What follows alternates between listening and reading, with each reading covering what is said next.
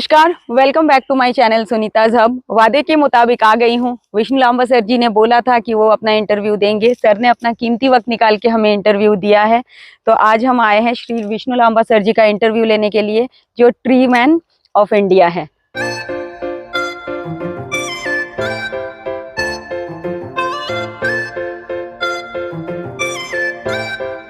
भी ये 6 महीने पहले ही तैयार किया है। हर साल एक जंगल हम ऐसा अलग अलग यहाँ महाराष्ट्र में वंडरलैंड के सहयोग से लगा रहे हैं। वो एक अंतरराष्ट्रीय स्तर की प्रतिष्ठित कंपनी है। तो ये हो गया जमीन स्तर का काम जी। अब हम जो काम कर रहे हैं वो दूर दूर तक कैसे जा सकता है, बिल्कुल। उससे लोग प्रेरणा ले सकते हैं क्या, बिल्कुल। लोगों को सीखने को मिल सकता है क्या, लोग भी ऐसा कर सकते हैं क्या, वो सब संभव हो इसके लिए आपका चैनल है, दूसरे माध्यम हैं, बिल्कुल। ये तकनीकी स्तर है। बिल्कुल। तो जिन माध्यमों से हो सकता है वो तकनीकी स्तर का माध्यम एक है जो आपके पास है। उसके लिए मेरी शुभकामनाएं। आपने मुझे इस लायक समझा, इसके लिए आपका धन्यवाद। सर कुछ सवाल है चंद। आपको ये पेड़ लगाने की मतलब प्रेरणा कहाँ से मिली? असल में क्या है कि मैं भी नहीं लगाती थी। अभी 1 वीक हुआ है मैंने आपसे मिला है। मैं घर पे भी पौधे लेके आई हूँ लगाया है। तो अभी के जनरेशन को इतना क्रेज होता नहीं है। तो आपने कैसे शुरुआत किया, प्रेरणा कहाँ से मिली? मेरी पर्यावरण के क्षेत्र में तो प्रेरणा स्रोत मेरी माँ है। 7 साल की आयु में पहला पौधा मैंने अपनी माँ के साथ अपने ही गांव में लगाया था, टोंक जिले में, राजस्थान के लांबा गांव में। तो वहाँ से एक शुरुआत हुई और बाल मन पर जो प्रभाव पड़ता है वो जीवन भर उसका असर देखने को मिलता है समाज को। तो जैसे संस्कार मिलते हैं वैसे ही फिर व्यक्ति व्यवहार करता है, आचरण करता है, वैसा ही बन जाता है। तो बस वो एक शुरुआत हुई गाँव में, छोटे छोटे प्रयास हुए। शुरू में नाकामियाँ लगती है हाथ में, बच्चे को कोई सीरियसली लेता नहीं है कि आगे कैसा क्या रहेगा, है ना। तो उस समय डांट पड़ती थी, पिटाई होती थी, चीज़ें चलती थी।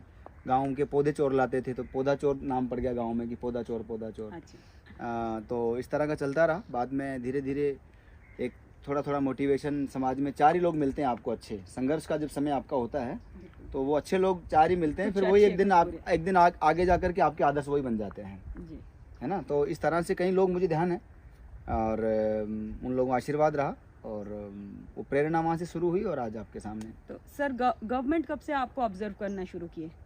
2012 के बाद। माननीय राष्ट्र, special thanks to honourable Pranab Mukherjee. ऐसे अद्भुत नेता थे, ऐसे महान नेता थे प्रणब मुखर्जी। सर वो मेरे कोलकाता से थे। अच्छा कोलकाता की धरती पे बहुत विद्वान हुए हैं साहब, उनमें एक प्रणब दा भी थे। तो प्रणब दा की कृपा रही कि 2012 में उनका ट्री मैन ऑफ इंडिया से संबोधित करना, अखबारों में छपना, लोगों तक पहुंचना, फिर लोगों का बुलाना, चर्चाओं में आना, फिर सरकार का ध्यान जाना। और सरकार का जब ध्यान गया तो अमृता देवी विश्नोई पुरस्कार मिल गया, राजीव गांधी पर्यावरण पुरस्कार मिल गया, ग्रीन आइडल मिल गया, फिर राष्ट्रपति अब्दुल कलाम राष्ट्रीय पुरस्कार मिल गया, फिर कुछ और वानिकी पुरस्कार, वैसे 100-150 पुरस्कार अभी मिले हैं, जिसमें से कई सारे सरकारी हैं, बाकी इधर उधर से मिले हैं, अनेक राज्यों से मिले हैं। यूनाइटेड नेशंस एनवायरनमेंट विंग ने सम्मानित किया है। तो ऐसे। तो सर आपने शुरुआत कौन से ईयर से किया? आपने बोला 12 में आपको मिला था। हाँ, मैं तो 7 साल की उम्र में, 7 साल माँ ने पहला पौधा जब लगवाया उस समय से शुरुआत हो गई अपनी। तो उसी दिन अपन ने तो दरख्त परिंदों के रास्तों पर चलना शुरू कर दिया, लड़खड़ाते ही सही, रुकने और थकने का नाम नहीं लिया। ऐसे सुना है सर, एक्चुअली मैंने जब रिसर्च किया आपके बारे में तो उसमें मैंने देखा ऐसे बहुत सारे लोग हैं जो आपके अगेंस्ट भी आए थे। इवन आई थिंक कुछ पेड़ काट के घर बना रहे थे, तो वो भी मैंने पढ़ा था। वैसा भी ऐसे आपको फेस करना पड़ा था। इसलिए मैंने कहा कि ऐसे हमले होते रहे हैं, अनेक बार हुए हैं, चाहे अवैध खनन को लेकर बनास में हुए हैं। हाल ही में आपने देखा होगा मेरे ही अपने गांव के चौराहे पर, जिसका आप जिक्र कर रहे हो, वहां पर हुआ है। ऐसे कई जगहों पर ऐसा हुआ है, झूठे केस में फंसाने की कोशिश की गई है। आपने प्रॉपर प्रोटेस्ट किया उसको? मैंने जो देखा हम डरे नहीं, हमने जिंदगी से प्यार नहीं किया, हमने अपने बारे में न सोचने के लिए कुछ बचा रखा है। तभी तो आपको इतना बड़ा उपाधि मिला ना। न पाने के लिए कुछ हमारी कोई लालसा बची है, न खोने के लिए हमारे पास कुछ है। हम कल मरते हैं, आज और अभी सुनीता के सामने मर जाएं, हमें कोई फर्क नहीं पड़ता, बिल्कुल नहीं पड़ता। इस देश को हम क्या दे के जाएंगे? हम ये हमारी आत्मा, हमारे यहाँ ये शरीर छोड़ने के बाद ये सुनने को तैयार नहीं है कि यहाँ की आने वाली जो पीढ़ियाँ हैं वो यह न कह दे कि वो एक युवा आया था और इस सोसाइटी के लिए हमारे लिए कुछ नहीं करके गया।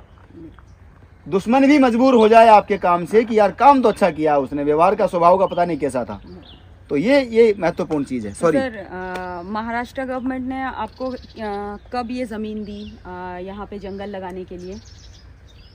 महाराष्ट्र सरकार के वन विभाग में पहले भी सेवा का अवसर मिला है। हमारे यशस्वी वन मंत्री आदरणीय सुधीर मुनगंटीवार साहब की बड़ी कृपा है मेरे ऊपर, और मेरे ऊपर ही नहीं, पर्यावरण संरक्षण के क्षेत्र में काम करने वालों पर उनकी विशेष कृपा रहती है। मुनगंटीवार साहब ये नहीं देखते कि ये किस जाति से है, किस धर्म से है, किस संप्रदाय से है, किस भाषा से है, किस विचार से है, किस राज्य से है। अगर वो राष्ट्र और समाज के उत्थान का काम करता है, मुनगंटीवार साहब उसको अवसर देते हैं। मुझे उन्होंने पूर्व सरकार में जब वो वन मंत्री थे तब भी यहाँ ग्रीन आर्मी में सेवा का अवसर दिया, और आज पुणे जब हमारे को वंडरलैंड एक वैश्विक स्तर की प्रतिष्ठित संस्था है, उन्होंने कहा कि हमें जंगल लगाना है और हमने मुनगंटीवार साहब के सामने विषय रखा, तो यहाँ पर हमारे जो जिला वन अधिकारी हैं, SCF है, रेंजर, और सब लोग जुट गए और सब लोगों ने तय किया इनको यहाँ पर हम जंगल की स्थान उपलब्ध करवाएंगे। और ये जो दोनों एक तरफ आप जो देख रहे हैं, ये 3 एकड़ भूमि दे करके, ये पूरा जंगल दे करके, ये जो आप सामने देख रहे हैं इसमें घास उगी हुई है, ये घास अभी निकलने का काम चल रहा है लगातार। ये यहाँ से लेकर के और पूरा वहाँ तक लास्ट तक, ये जो चिंच का पेड़ आपको दिखाई दे रहा है, उस चिंच से लेकर के वो फिर आगे चिंच, और फिर आगे वो लास्ट का चिंच, फिर वो लाइट वाला जो तार लग रहा है, वहाँ से लेकर के पूरा इधर लास्ट तक जाएगा। फिर ये आपका ये सिंगड़ कॉलेज के कोने मिल जाएगा। 12,000 पौधे स्थानीय प्रजातियों के लगा के उन्हें संरक्षित करने का काम। मुश्किल से इसके अंदर कोई 20-25 पौधे सूखे होंगे, वो वापस हम लोग अभी आने वाले सीजन में लगाएंगे, हम पूरे लगा के रखेंगे। ये वंडरलैंड के सहयोग से संभव हो सका है, और बड़ी खुशी की बात है कि मार्टिन साहब, जिनका जिक्र मैंने किया था आपके पिछले वीडियो में, वो नीदरलैंड से स्पेशली हमारे इस कार्यक्रम का उद्घाटन करने पधारे। संयुक्त राष्ट्र पर्यावरण कार्यक्रम के 6ठे प्रमुख आदरणीय एरिक सोलिम साहब हमारे आदरणीय नेता हैं, वैश्विक स्तर पर हमारा मनोबल बढ़ाते हैं। उन्होंने भी इसको मतलब आशीर्वाद दिया हमारे को इस ट्वीट करके। महाराष्ट्र के वन मंत्री आदरणीय सुधीर मुनगंटीवार साहब ने भी इसकी बड़ी प्रशंसा की है, क्योंकि ऐसे स्थानीय प्रजातियों का संरक्षण होना बहुत ज़रूरी हो गया समाज में। संयुक्त राष्ट्र पर्यावरण कार्यक्रम की रिपोर्ट भी आई है कि ये समाप्त हो रहे हैं अनेक स्थानों पर 10 लाख से अधिक प्रजातियां। हम अपने स्तर पर अपने आसपास की कितनी प्रजातियां बचा सकते हैं, उसका प्रयास हम कर रहे थे, और वंडरलैंड का बड़ा सहयोग रहा। तो ये अभी 6 महीने हम लोग लगातार इस प्रोजेक्ट पर हो काम करते हैं। सर, अभी सिर्फ 2, ज़्यादा समय नहीं लूँगी, 2 सवाल है मेरे। एक तो आपने कल्पतरु संस्थान के साथ कैसे जुड़े? कल्पतरु के साथ में हमारे एक राजस्थान में एक जगह है मांगलियावास। मेरी माँ बचपन में छोटा था तो वहाँ पर गई हुई थी, तो पूजा के लिए जी। व्रत करते हैं हर साल। जब व्रत का एंड होता है तो एक हमारे यहाँ भोजन होता है किसी धार्मिक स्थल पर जाके, राजस्थानी भाषा में उसको उजीवना बोलते हैं। महिलाएं जाती है सब माता बहनें एक साथ। तो वहाँ से कल्प वृक्ष के पत्ते लेके आई थी जी। और कल्प वृक्ष के 3 पत्ते लाई और मुझे एक पत्ता दिया कि ये तुम किताब में रखो, तुम्हारे में थोड़ी बुद्धि आएगी। और दूसरा पत्ता दिया कि भगवान की मंदिर में जाके रख दो। तीसरा दिया अनाज का कोठा होता है हमारे यहाँ, मतलब अनाज इकट्ठा करके रखते हैं खाने के लिए साल भर गाँव में, बोले वहाँ रख दो, कभी अनाज खत्म नहीं होगा। तो मुझे लगा यार ऐसा कौन सा पेड़ है जो इतना कुछ कर देगा, मेरे अंदर अकल भी आ जाएगी, भगवान भी खुश हो जाएंगे, अनाज भी ख़त्म नहीं होगा। तो बच्चे के मन में आता है ना। तो उस दिन तय किया कि जब भी जीवन में कुछ बड़ा होगा तो कल्पतरु के नाम पे कुछ करने का प्रयास करेंगे।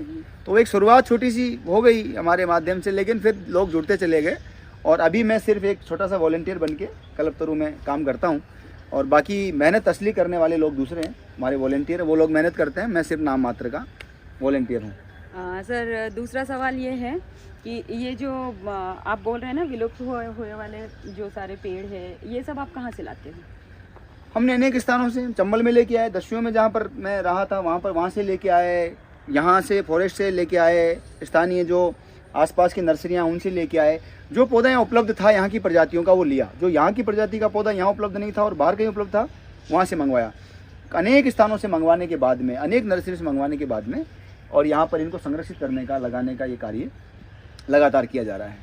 तो इस तरह से एक प्रयास है कि यहाँ पर ये सब एक, अभी हमारे एक बहुत ही बड़ी ज़ोरदार बात है, एक बड़े पर्यावरणविद हैं महाराष्ट्र के मिस्टर ढोले, वो आए थे तो उन्होंने एक बड़ी ज़ोरदार बात बताई। तो उनकी बात बताने के बाद मैंने और कई अच्छे पर्यावरण विशेषज्ञों से चर्चा की। 100 से अधिक स्थानीय प्रजातियों के पौधों का जो जंगल तैयार होगा वंडरलैंड के सहयोग से, जिसको कल्पतरु संस्थान ने किया है, वो जंगल के आसपास रहने वाले लोगों की आयु कम से कम 100 वर्ष होगी, कम से कम वो 100 साल जिएंगे। ये एक बहुत बड़ा शोध रहा हमारे लिए और हमें पूरा विश्वास है कि आने वाले समय में जिस तरह का ये जंगल है इससे लोग प्रेरणा लेंगे, और अगला जो जंगल हम लगाने जा रहे हैं उसके लिए भी भूमि तलाशने का काम चल रहा है। जहाँ भी हमारे अधिकारियों को, मार्गदर्शक लोगों को उचित लगेगा, जहाँ भी वो आदेश करेंगे हम लोग उसको लगाने का प्रयास करेंगे। और मुझे लगता है कि वर्ष 2023 तक 1 करोड़ पौधे लगाने का लक्ष्य हमारा पूर्ण होगा। कल्पतरु संस्थान का संकल्प है कि हम 5 करोड़ पौधे लगाएंगे 2047 तक, हमने निर्धारित किया। और मैं चाहता हूं कि भारत का प्रत्येक युवा ये तय करे कि वो इस देश के लिए क्या बड़ा कर रहा है, क्या स्पेशल कर रहा है। 2047 में भारत अपने आज़ादी के 100 साल पूरे करेगा। उस समय वो इस देश को सबसे बड़ी चीज़ क्या देके जा रहा है। तो ये उन लोगों के लिए है जो लाशें हैं, उनके लिए नहीं है। जिंदा लाशें हैं ना, जो दुनिया भर का खा लेती है और रोती फिरती है, इधर उधर हवा में तैरती फिरती है, उन लाशों के लिए नहीं है, ये लोग इंसानों के लिए है। तो जो इंसान समझता है अपने आप को, उसकी जिम्मेदारी है। उस जिम्मेदारी को ध्यान में रख कर के हम लोगों का ये संकल्प है कि अभी तक हम लोग 50 लाख का लक्ष्य पूरा किया था। अभी कुछ दिनों में हमारा 2023 में ख़त्म होते होते में 1 करोड़ का लक्ष्य पूरा कर लेंगे। तो अभी 72 पॉइंट कुछ हो गया है जो हमारा ऑन रिकॉर्ड है। और केंद्रीय पर्यावरण मंत्री आदरणीय भूपेंद्र यादव जी को भी हमने 3 बार ईमेल करके पूरा डाटा देने के लिए, उनसे इस संबंध में वार्ता करने के लिए, मार्गदर्शन लेने के लिए एक प्रयास किया है। तो आशा है कि सब लोगों का सहयोग मिलेगा। और महाराष्ट्र तो फिर धर्मपरायण नगरी है, और बड़े बड़े संभाजी राजे, शिवाजी राजे जैसे लोगों को जन्म दिया है, तुकाराम, ज्ञानेश्वर, कैसे बड़े बड़े महान संत हुए। तो यहाँ रहना भी सौभाग्य की बात है, ये ईश्वर की करुणा है। और बीच बीच में कहीं ना कहीं कोई मिल ही जाता है। आपसे कोई परिचय नहीं था, अचानक आप मिले और संयोग रहा कि एक बार पुनः बात होने का अवसर मिला। और इस बार अच्छा लगा कि आप दोनों पति पत्नी साथ आए हो, ये और ज़्यादा अच्छा लग रहा है। तो मेरी शुभकामनाएं, ये जोड़ी बनी रहे, सुखी रहें, समृद्धशाली बने, आगे बढ़ें। नहीं सर, बहुत बहुत धन्यवाद आपका कीमती वक्त हमें देने के लिए। ऐसे कोई देता नहीं है अचानक कि हाँ भाई आओ आके इंटरव्यू लेके जाओ। मुझे आप खुद बहुत बड़े इंसान हो जो इस तरह से हमें समय दिए कि आके एक इंटरव्यू लेके जाओ। अच्छा लगा सर। महाराष्ट्र सरकार के यशस्वी वन मंत्री, महाराष्ट्र गौरव आदरणीय सुधीर मुनगंटीवार साहब ने एक बहुत बड़ा काम भी किया। साथ में अनेक नवाचार वो करते रहते हैं। हेलो जो हमारी दास्ता का प्रतीक था, उन्होंने तय किया कि सब वंदे मातरम बोलेंगे। अभी महाराष्ट्र वन विभाग में सब लोग वंदे मातरम का उच्चारण करने लगे हैं, और धीरे धीरे पूरे राज्य में और राज्य से बाहर ये संदेश जाने लगा है। तो इसीलिए मैंने अभी आते ही, जब आप हेलो हाई वाली शुरुआत करने लगे थे, तो मैंने उस समय भी कहा था कि वंदे मातरम, और कोलकाता से निकलने वाला वंदे मातरम आपको ध्यान होगा, कोलकाता कहाँ से निकला, किसने लिखा, कहाँ क्या प्रयोग हुआ। तो मेरा अनुरोध है कि आदरणीय मुनगंटीवार साहब जिस तरह के नवाचार कर रहे हैं, उन नवाचारों में युवा पीढ़ी को अधिक से अधिक जोड़ने में आप भी सहभागी बने, और युवाओं को बताएं कि किस प्रकार से महाराष्ट्र के वन मंत्री आदरणीय सुधीर मुनगंटीवार साहब किस तरह से नए नए कार्य कर रहे हैं। तो बहुत बहुत धन्यवाद, शुभकामनाएं, वंदे मातरम। सर मेरे चैनल के लिए कुछ बोल दीजिए प्लीज। नमस्कार, मैं विष्णु लांबा, सुनीता जी मेरे साथ हैं। सुनीता स्वामी जी वैसे तो कई सारे राज्यों से टच रखती हैं। इनके जो पुरखे थे वो यूपी और बिहार से ताल्लुक़ रखते हैं। पिताजी दादाजी चले गए बंगाल, कलकत्ता, फिर वहाँ जा कर के जुड़ गई, अब पुणे आ गई। लेकिन जो एक कुछ कर गुजरने का जो गुण होता है, वो अगर कहीं ना कहीं है वास्तव में ईमानदारी से, तो उसके साथ अच्छे लोग भी जुड़ते हैं। और कुछ एक आदमी जीवन में ऐसा जुड़ जाता है जो बड़ा तगड़ा कर जाता है। वो आदमी कैमरा पकड़ के खड़ा हुआ है, जो जिनके साथ में इनकी शादी हुई है। तो ये जोड़ी बड़ा अच्छा काम कर रही है। मेरी शुभकामनाएं हैं, इन्हें खूब सारे आशीर्वाद हैं, ढेर सारे। ये खुश रहें, प्रसन्न रहें। अच्छी चीज़ें जो आने वाले 1000 साल बाद भी जब भी यूट्यूब पे कोई देखना चाहे आपके चैनल पे, आप तो नहीं रहेंगे एक दिन दुनिया में, हम भी नहीं रहेंगे। आया है सो जाएगा राजा रंग फकीर। तो इसलिए वो छोड़ के जाएंगे जिस पे क्वेश्चन मार्क ना हो, आने वाली पीढ़ियाँ प्रेरणा ले सके। तो आपके चैनल को बहुत बहुत शुभकामनाएं। आपके चैनल से लोग जुड़े हैं और मेरे वीडियो को जरूर देखें। धन्यवाद, बहुत बहुत धन्यवाद सर आपके इंटरव्यू के लिए। सो गाइस, आज यहीं तक ही है हमारा इंटरव्यू। सर ने अपना कीमती वक्त हमें दिया है। फिर हम बहुत जल्द आते हैं अपने नेक्स्ट वीडियो के साथ सुनीताज हब में। सो जय हिंद, जय महाराष्ट्र, नमस्कार।